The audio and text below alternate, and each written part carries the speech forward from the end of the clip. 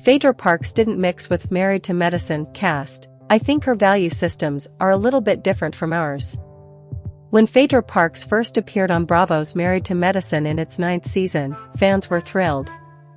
After all, Parks had already carved out a legacy as one of the most memorable, quotable, and theatrically elegant figures in the Real Housewives universe, specifically, Real Housewives of Atlanta, where she reigned for 7 seasons as the Southern belle with a law degree, a mortuary business, and a flair for the dramatic.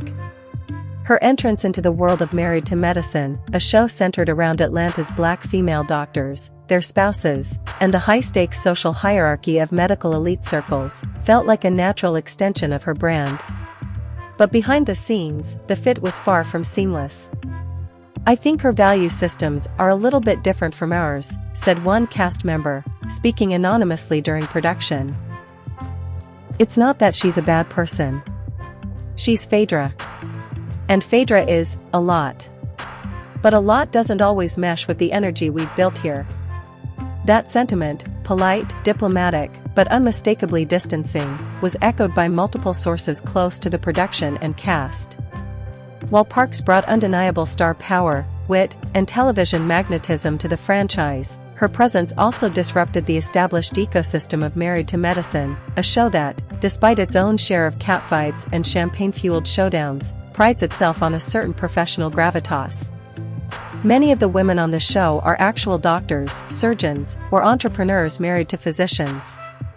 Their social currency is often tied to credentials, community impact, and clinical excellence, not just designer labels or reality TV clout. Phaedra, ever the polymath, certainly has credentials. She's a licensed attorney, embalmer, author, and motivational speaker. But her public persona is more closely associated with reality TV theatrics, coffin selfies, courtroom theatrics turned into catchphrases, recess, and legendary feuds with co-stars like Kenya Moore and Portia Williams. Her brand of Southern Gothic glamour, complete with antebellum-inspired gowns, pearl-handled fans, and cryptic Shakespearean monologues, doesn't always translate to the sleek, modern, medically elite aesthetic of Married to Medicine. She walks in like she's about to give closing arguments at the Supreme Court, and sometimes, that's great, said another source. But other times, you're like, girl, we're just trying to have brunch and talk about who got Botox from whose husband. You don't need to quote Cicero over mimosas. Indeed, Parks' intellectualism, while genuine, sometimes came across as performative within the context of the show. In one unaired scene, Parks reportedly launched into a 10-minute soliloquy about the Hippocratic Oath while the other women were discussing spa day logistics. It wasn't that she was wrong, said a producer. Moreover, Parks' loyalty, or perceived lack thereof, became a point of contention. In RHOA, Parks was known for her shifting alliances and strategic friendships. On Married to Medicine, where relationships often predate the cameras and extend into real-life medical conferences, charity galas, and children's schools, that kind of maneuvering felt jarring, even disloyal. This isn't a game to us, said a long-standing cast member. These are our actual lives. Our husbands work together. Our kids go to the same schools. You can't just flip-flop based on what makes good TV. Parks, for her part, never publicly disparaged the show or her co-stars. In interviews, she praised the women as brilliant, accomplished, and beautifully complex. But insiders say that privately, she struggled with the lack of reverence she received. She's used to being the queen, said one producer. On RHOA, even when she was the villain, she was still the center of gravity. On MTM, she was just another wife. And that was hard for her to adjust to. That adjustment was made harder by the fact that several cast members didn't fully understand or appreciate her brand of Southern eccentricity. Her penchant for vintage mourning attire, her habit of referring to herself in the third person, Phaedra does not suffer fools, and her theatrical pronouncements, "The casket is closed on this conversation," were met with confusion, not awe. "We thought she was joking at first," said one woman. "Then we realized, no, she's serious. And that's when we knew we were living in different worlds." There were also cultural and class nuances at play. While Parks hails from rural Georgia and built her empire from the ground up, mortuary school, law school, pageants, reality TV, many of the Married to Medicine women come from established professional families, Ivy League pedigrees, and generational wealth. Their version of Southern is more Mercedes SUVs and private school fundraisers than sweet tea on the porch and debutante cotillions. Parks' brand of Southernness, steeped in tradition, performance, and historical reverence, sometimes felt like a costume to them. "It's not that we don't respect it," said one. "It's just, not our South." Parks' business ventures also caused friction. During her season, she attempted to pitch her embalming services and funeral planning packages to the group, an idea that, while entrepreneurial, landed with a thud. "She literally handed out brochures at a pool party," said a stunned cast member.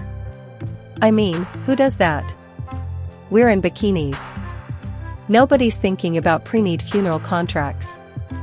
Another recalled Parks offering discounted grief counseling during a heated argument. "It was so bizarre. Like, are you consoling me or upselling me?"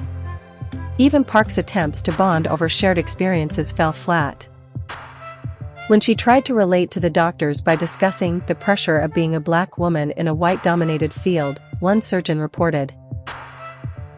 Parks has not been asked back for season 10. While Bravo has not officially confirmed her departure, multiple sources say the decision was mutual. "She's a star," said one executive. But stars don't always shine in every constellation. Married to Medicine has its own rhythm. Phaedra has hers. They just didn't sync up. In the wake of her exit, Parks has remained characteristically gracious. On her podcast, she referred to her time on the show as an enriching cultural exchange and praised her co-stars as brilliant women doing extraordinary things. But those close to her say she was deeply hurt by the experience. "She thought she was coming in as a peer," said a friend. "She didn't realize they saw her as a guest star, or worse, a stunt casting." Still, Parks' legacy on the show, however brief, is undeniable. Her presence forced the cast to confront their own biases about reality TV, celebrity, and what it means to be a professional black woman in the public eye. And for viewers, she brought a jolt of unpredictability to a franchise that sometimes risks becoming formulaic. As one fan put it online, Phaedra didn't fail Married to Medicine. Married to Medicine failed Phaedra. You don't invite Shakespeare to a soap opera and then get mad when she starts soliloquizing. Whether Parks will return to reality TV remains to be seen. Rumors swirl about a potential RHOA comeback, a true crime podcast, even a Broadway-bound one-woman show. Whatever she does next, one thing is certain: Phaedra Parks doesn't fade into the background. She commands the spotlight, even if, sometimes, the spotlight doesn't know how to hold her. And perhaps that's the real lesson here. In a television landscape that increasingly demands conformity, sound bites over substance, hashtags over history, Phaedra Parks remains gloriously, unapologetically herself. She quotes Greek tragedy at brunch. She turns grief into glamour. She wears mourning veils to birthday parties. She is, as she once declared, a verb, not a noun. The women of Married to Medicine? They're nouns. Solid, grounded, defined by titles and degrees and institutions. There's power in that. But there's also power in being a force of nature, a hurricane in a hoop skirt, a eulogy in a ball gown. Maybe the real issue wasn't that Phaedra didn't fit in. Maybe it's that she was never meant to. And maybe, just maybe, that's her greatest triumph of all.